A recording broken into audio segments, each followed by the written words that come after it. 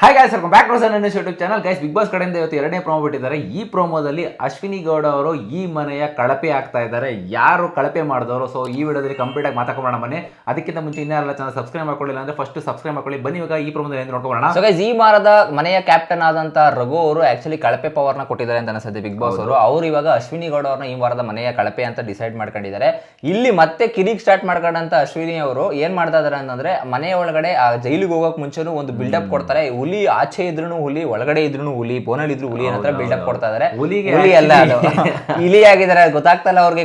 ಅವರು ಒಳಗಡೆ ಯಾವ ತರನೋ ಬೇರೆ ತರ ಇಮ್ಯಾಜಿನೇಷನ್ ಮಾಡ್ಕೊಂತ ಇದಾರೆ. ಓ, ನನಗೆ ತುಂಬಾ ಸಪೋರ್ಟ್ ಬರ್ತಾ ಇದೆ, ಕನ್ನಡ ಅಂದಿದ ತಕ್ಷಣ ತುಂಬಾ ಹೆಸರು ಬರುತ್ತೆ ನನಗೆ, ಏನ್ ಮಾಡಿದ್ರು ನಡೆಯುತ್ತೆ ಅಂತ ಅನ್ಕೊಂತ ಇದಾರೆ. ರೆಸ್ಪೆಕ್ಟ್ ಕೊಟ್ರೆ ಸೊ ಅದು ಒಳ್ಳೆತನ ಇತ್ತು, ಅದಕ್ಕೆ ಡಬಲ್ ರೆಸ್ಪೆಕ್ಟ್ ಆಚೆ ಸಿಕ್ಕೇ ಸಿಗುತ್ತೆ. ಸೊ ಅದನ್ನ ಉಪಯೋಗಿಸ್ಕೊಂಡು ಇಲ್ಲಿ ಬೇರೆಯವ್ರಿಗೆಲ್ಲ ಸಿಕ್ಕಾಪಟ್ಟೆ ರಾಂಗ್ ಮಾಡ್ತಾ ಇದಾರೆ. ಈ ತರ ಎಲ್ಲ ಮಾತಾಡ್ಕೊಂಡಿತ್ತು ಅಂತಂದ್ರೆ ಅದು ಆಚೆ ಕಡೆ ಆಕ್ಚುಲಿ ಅವ್ರ ಜೊತೆ ಜಾನ್ವಿನು ತಳ್ಳಬೇಕಾಯ್ತು, ದಬ್ಬೇಕಾಯ್ತು ಅಂತ ಅನಿಸ್ತಾ ಇದೆ. ಎಲ್ಲೋ ಅವರು ಮಿಸ್ ಆಗ್ಬಿಟ್ರೆ ನಾವು ಕಳಪೆಯಿಂದ. ಇವ್ರಿಗೆ ಮಂಜು ಭಾಷಿಣಿ ಅವ್ರಿಗೆ ಮತ್ತೆ ರಾಶಿಕಾ ಇವ್ರು ಡಬಲ್ ಜೋಡಿಯಾಗಿ ಒಳಗಡೆ ಕಳಿಸ್ಬೇಕಿತ್ತು. ಇಲ್ಲಿ ಆಕ್ಚುಲಿ ಇನ್ನೊಂದು ಏನ್ ಮಾಡ್ತಾ ಇದಾರೆ ಅಂತಂದ್ರೆ, ಈ ಕಡೆ ಅಶ್ವಿನಿ ಗೌಡ ಅವರು ನಾನು ವಾಶ್ರೂಮ್ ಹೋಗ್ಬೇಕು ಅಂತ ಬಿಟ್ಟು ಪದೇ ಪದೇ ಬರ್ತಾರ ಕಾಣಿಸ್ತಾ ಇದೆ. ಅಂದ್ರೆ ಇವ್ರಿಗೆ ಕ್ವಾಟ್ಲೆ ಕೊಡ್ಬೇಕು, ನನಗೆ ಹೆಂಗೆ ಇವರು ಕಳಪೆ ಕೊಟ್ಬಿಟ್ರು ಅನ್ನೋ ಒಂದು ಉದ್ದೇಶಕ್ಕೋಸ್ಕರ ಇವರೇ ಜೈಲಿಂದ ಇರೋದೇ ಇಷ್ಟಪ್ಪ ಗ್ಯಾಪ್ ಅಪ್ಪ ಅದ್ರೊಳಗಡೆ ನುಗ್ತಾವ್ರೆ. ಹೆಂಗ್ ನುಗ್ಗಿರೋ ಗೊತ್ತಿಲ್ಲ ನನಗೆ. ಇದನ್ನ ತಡಿತಾ ಇರೋದು ಬಂದ್ಬಿಟ್ಟು ಇಲ್ಲಿ ಇವರು ನಮ್ಮ ಮ್ಯೂಟೆಡ್ ರಘುವ್ರು ತಡೆಯಕ್ಕೆ ಹೋಗ್ತಾರೆ. ನೀವೇನ ಮುಟ್ಟಿದ್ರೆ ಸರಿ ಬರಲ್ಲ ಹಂಗೆ ಅಂತ ಕೂಡ ಅಲ್ಲೂ ಅವಾಜ್ ಆಗ್ತಾ ಇದಾರೆ. ಯಾಕಪ್ಪ ಬೇಕು ಇವ್ರಿಗೆ? ಫಸ್ಟ್ ಆಫ್ ಆಲ್ ನನ್ನ ಪ್ರಕಾರ ಏನಂತಂದ್ರೆ, ಕಳಪೆ ಕೊಟ್ಟಿದಾರ, ಸೈಲೆಂಟ್ ಆಗಿ ತಗೊಂಡು ಎಕ್ಸೆಪ್ಟ್ ಮಾಡಿ ನೆಕ್ಸ್ಟ್ ವೀಕಲ್ಲಿ ಅದನ್ನ ತಿದ್ಕೊಳ್ಳೋದು ನೋಡ್ಬೇಕು. ಬಟ್ ಅದನ್ನ ಬಿಟ್ಟು ಇವರು ತುಂಬಾ ಜಾಸ್ತಿ ಮಾಡ್ತಾರೆ. ಅಂಡ್ ಅದಲ್ಲದೆ ಮೇನ್ ಮಿಸ್ಟೇಕ್ ಏನ್ ಮಾಡ್ತಾ ಇದಾರೆ ಅಂತಂದ್ರೆ, ಸೊ ತರಕಾರಿ ಕಟ್ ಮಾಡೋದಕ್ಕೆ ಕೊಟ್ರೆ ಇವರು ತರಕಾರಿನ ಕಟ್ ಮಾಡ್ತಾ ಇಲ್ಲ. ಸೊ ಸ್ಟಾಪ್ ಮಾಡಿದ್ದಾರೆ. ನಾನು ಇಷ್ಟ ಬಂದ ಕಟ್ ಮಾಡ್ತೀನಿ, ಇದೇ ಟೈಮ್ ಕಟ್ ಮಾಡ್ಬೇಕು ಅಂತ ಬಿಗ್ ಬಾಸ್ ಹೇಳಿದ್ವಲ್ಲ. ಮೇ ಬಿ ಇವರು ಲಾಸ್ಟ್ ಸೀಸನ್ ಒಂದು ಎಪಿಸೋಡ್ ಎಲ್ಲೇ ರಜತ್ ಅವ್ರು ಮಾಡಿದ ಮಿಸ್ಟೇಕ್ ನ ಇವರು ಮಾಡ್ತಾ ಇಲ್ಲ. ಲಾಸ್ಟ್ ಸೀಸನ್ ಮಾಡಿದಾಗ ಆಕ್ಚುಲಿ ಸುದೀಪ್ ಸರ್ ಒಂದ್ ಸ್ವಲ್ಪ ಲೈಟ್ ಆಗಿ ತಗೊಂಡ್ರು. ಬಟ್ ಅದನ್ನ ಒಂದು ವಾರ್ನ್ ಕೂಡ ಮಾಡಿದ್ರು. ಹೆಂಗೆ ಅಂತಂದ್ರೆ, ಓಕೆ ಈಗ ನಿಮಗಿಂತ ಮನೆಯವ್ರ ಕಳಪೆನ ಇವರು ಕೊಟ್ಟು ಮನೆಯವರೆಲ್ಲ ಕಳಪೆ ಅನ್ಭವಿಸ್ದಂಗ ಆಯ್ತು. ಬಟ್ ನೆಕ್ಸ್ಟ್ ಟೈಮ್ ಇಂದ ಇದಕ್ಕೊಂದು ರೂಲ್ಸ್ ಮಾಡೋಣ ಅಂತ ಹೇಳಿದ್ರು. ಬಟ್ ಈ ಸತಿ ಏನಾದ್ರು ಮತ್ತೆ ಈಗ ಲೈಕ್ ಇಲ್ಲಿ ಅವ್ರೇನ ಕಟ್ ಮಾಡ್ಕೊಡದೆ ಟೈಮ್ ಕಟ್ ಮಾಡ್ಕೊಟ್ಟಿಲ್ಲ ಅಂದ್ರೆ ಅಡ್ಗೆ ಮಾಡಕ್ಕಾಗಲ್ಲ. ಅವ್ರೇನಾದ್ರು ಅಡ್ಗೆ ಮಾಡಕ್ಕಾಗಿಲ್ಲ, ಹೊಟ್ಟೆ ಹಸ್ಕೊಂಡು ಇತ್ತು 2 ಅವರ್ ಆಗ್ಲಿ 1 ಅವರ್ ಆಗ್ಲಿ ಅರ್ಧ ಗಂಟೆ ಆಗ್ಲಿ ಹೊಟ್ಟೆನ ಎಲ್ರಿಗೂ ಕೂಡ ಹಸಿತಾ ಇರುತ್ತೆ. ಯಾಕಂದ್ರೆ ಯಾರಿಗೂ ಅನ್ನಕ್ಕೋಸ್ಕರನೇ ಕಷ್ಟಪಟ್ಟು ಬಂದಿರ್ತಾರೆ ಗುರಲ್ಲಿ ಹೇಳ್ಬೇಕು ಅಂತಂದ್ರೆ. ಸೊ ಒಂದು ರೂಲ್ಸ್ ಅಂತ ಇದ್ದಾಗ ಇವ್ರು ಕಟ್ ಮಾಡ್ಕೊಡ್ಬೇಕಾಗಿ ಬರುತ್ತೆ. ಹೌದು, ನ್ಯಾಯವಾಗಿ ಅನ್ಯಾಯವಾಗಿ ಹೋಗಿದ್ರು ಕೂಡ ಈಗ ಇನ್ಕೇಸ್ ಏನಾದ್ರು ಕಳಪೆನ ಕೊಟ್ಟು ಡಿಸರ್ವ್ಡ್ ಇಲ್ಲ ಅಂತಂದ್ರೆ ಜನಗಳು ಡಿಸೈಡ್ ಮಾಡ್ತಾರೆ, ಅವ್ರಿಗೆ ಓಟ್ ಜಾಸ್ತಿ ಬೀಳುತ್ತೆ. ಅವ್ರಿಗೆ ಅದನ್ನ ಅರ್ಥ ಮಾಡ್ಕೊಂತಲ್ಲ ಅವರು. ಇಲ್ಲಿ ಆಕ್ಚುಲಿ ಅವ್ರು ಏನ್ ಹೇಳ್ತಾರೆ ಅಂತಂದ್ರೆ, ನಿಮ್ಮ ಆಟ ನೀವು ಆಡಿದ್ರೆ ನನ್ನ ಆಟ ನಾನು ಒಳಗಡೆ ಆಡ್ತಾ ಇದೀನಿ ಅಂತ ಹೇಳ್ತಾರೆ. ಇಲ್ಲ, ಆಕ್ಚುಲಿ ಇಲ್ಲಿ ನನ್ನ ಪ್ರಕಾರ ಸುದೀಪ್ ಸರ್ ಇವ್ರಿಗೆ ಏನಾದ್ರೂ ಮತ್ತೆ ಬೈದಿಲ್ಲ ಅಂತಂದ್ರೆ ನನ್ನ ಪ್ರಕಾರ ಇದು ಫೇಕೆಸ್ಟ್ ಬಿಗ್ ಬಾಸ್ ಆಗ್ಬಿಡುತ್ತೆ. ಎಸ್ಪೆಷಲಿ ಲಾಸ್ಟ್ ಸೀಸನ್ ಲಾಸ್ಟ್ ವೀಕಲ್ಲಿ ಏನ್ ಬೈದಿದ್ದು ಸ್ಯಾಟಿಸ್ಫ್ಯಾಕ್ಷನ್ ಇಲ್ಲ ಗುರು. ನಾನು ಲಾಸ್ಟ್ ನಾನು ನೋಡ್ತಾ ಇದ್ದೆ. ಆಕ್ಚುಲಿ ಕ್ಲಿಪ್ಪಿಂಗ್ಸ್ ಗಳು ಈಗ ತುಂಬಾ ಹೊರದಾಡ್ತಾ ಇರೋದು ಏನಂತಂದ್ರೆ, ಚೈತ್ರಾ ಕುಂದಾಪುರ ಅವ್ರಿಗೆ ಗಾಡ್ ಡ್ಯಾಮ್ ಇಟ್ ಅಂತ ಒಂಥರ ಹುಲಿ ತರ ಮಾತಾಡ್ತಾರೆ. Why not Ashwini ma'am? C I am not Ashwini, ನಾನು ಅವ್ರಿಗೆ ಡಿಸ್ರೆಸ್ಪೆಕ್ಟ್ ಇಂದ ಮಾತಾಡಿ ಅಂತ ನಾನು ಹೇಳ್ತಲ್ಲ.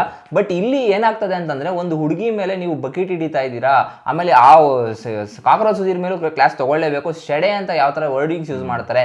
ತಪ್ಪಿತ್ತು ರಕ್ಷಿತ್, ಅದು ಹೌದು ಒಪ್ಕೊಳ್ಳೋಣ. ಯಾಕಂದ್ರೆ ಯಾರೊಬ್ರು ಒಂದು ಬೆಲೆ ಕೊಟ್ಟು 1 ಸತಿ 2 ಸತಿ ಕರೆದ್ರು 3 ಸತಿ ಕರೆದ್ರು ತಿರುಗಿಲ್ಲ, 10 ಸತಿ ಕರೆದಿದ್ದಾರೆ ಅಂತಂದಾಗ ಕೋಪ ಬಂದೇ ಬರುತ್ತೆ.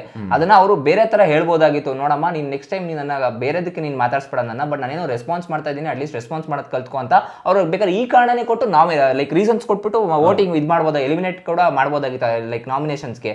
ಬಟ್ ಇವರು ಏನ್ ಮಾಡಿದ್ರು ಅಂತಂದ್ರೆ, ಅಲ್ಲಿ ಬಂದ್ಬಿಟ್ಟು ಶೆಡೆ ಅನ್ನೋ ಪದನ ಯೂಸ್ ಮಾಡಿದ್ರು. ಅದು ಎಷ್ಟು ಸರಿ? ಒಂದು ಹೆಣ್ಣು ಮಕ್ಕಳಿಗೆ ಆತರ ಬೈಯೋದು. ಗಂಡು ಮಕ್ಕಳಿಗೆ ಅಂತಂದ್ರೆ ಕಾಮನ್ ಫ್ರೆಂಡ್ಶಿಪ್ ಅಲ್ಲಿ ಆತರ ಮಾತಾಡೋದು ನಾನು ಒಪ್ಕೊಂತೀನಿ, ಅಗ್ರಿ ಮಾಡ್ತೀನಿ. ಬಟ್ ಹೆಣ್ಣು ಮಕ್ಕಳಿಗೆ ಆತರ ಬೈಯೋದು ಎಷ್ಟು ಸರಿ ಎಷ್ಟು ತಪ್ಪು ನೀವೇ ಡಿಸೈಡ್ ಮಾಡಿ.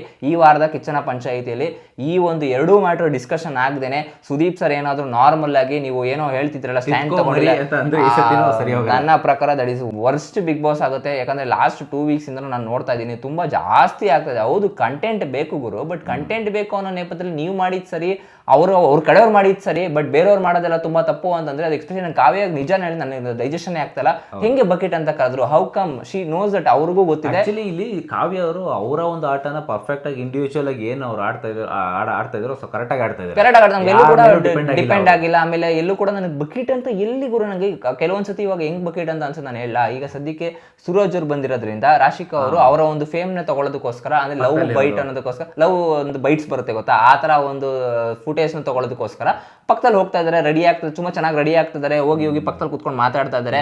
ಸೊ ಅದು ನನ್ಗೆಲ್ಲ ಒಂದು ಟೈಮಲ್ಲಿ ಅನ್ಸುತ್ತೆ ಅಂತಂದ್ರೆ ಮೇ ಬಿ ಅದು ಅವ್ರ ಸ್ಟ್ರಾಟಜಿ ಆಗಿರ್ಬೋದು, ಅವ್ರು ಅದಕ್ಕೋಸ್ಕರ ಹೋಗ್ತಾ ಇದಾರೆ ಅಂತ ಅನ್ಬೋದು.